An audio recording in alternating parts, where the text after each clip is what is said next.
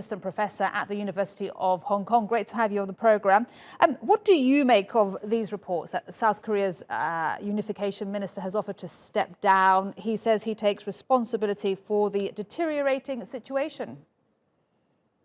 I think it's a very noble gesture, but I do not think that the South Korean minister is actually responsible in all senses of the word. The North Korean actions are a result of a few factors.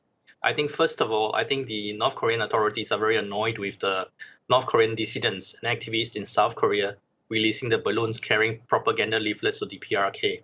So these guys, these dissidents are actually funded by conservative forces within North Korea, and also they are also receiving money from abroad, probably the United States, US organizations. So I think the North Korea authorities wants to put pressure on the South Korea government to stop these forces from disseminating the leaflets. And all this is done actually to preserve the legitimacy, the revolutionary status of the Kim family.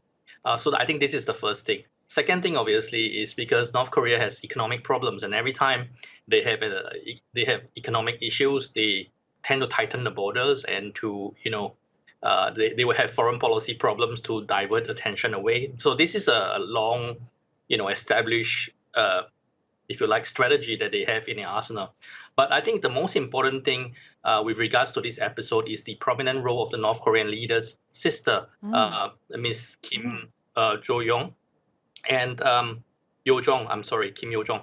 And she is the first director of the United Front Department, and her portfolio actually doesn't allow her to have any, if you like, military command over the military. But in this instance, what she's done over the past few days have seen her to be at the forefront of a role, giving orders to the military and stoking up tensions with the South. And why is that? She's very vocal, hasn't she? She's been very vocal. Yes, she has actually been the dove so far in North Korean administration, and I think this is a lead up to establishing or shoring up her military credentials so that she can become a potential successor to the North Korean leader should something happen to him. I think this is probably the most important factor that is pushing North Korea's behavior in this episode right now. That's a very interesting point you raised there. And tell us, what message has this incident sent beyond the Koreas, especially to President Donald Trump right now? Well, you see, in some ways, President Donald Trump is considered to be an ally of the North Korean regime. And the reason is because the President Trump is probably the first American president to have diverted from long-established U.S. policies with regards to dealing with North Korea.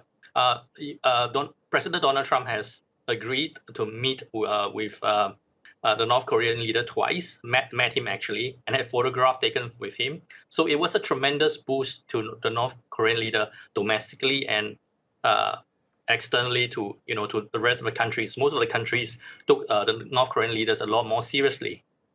So in that aspect, this North Korean misbehavior might actually give President Trump more opportunity to try and appear to be solving the North Korean problem in the lead up to the US elections. So this is perhaps one way of, I would say, the North Koreans trying to help Trump win the election. In his campaign. But this is a stretch of an argument, but this is a possibility too. Interesting possibility. Victo Teo, great to speak to you as always here on TRT World. Appreciate it.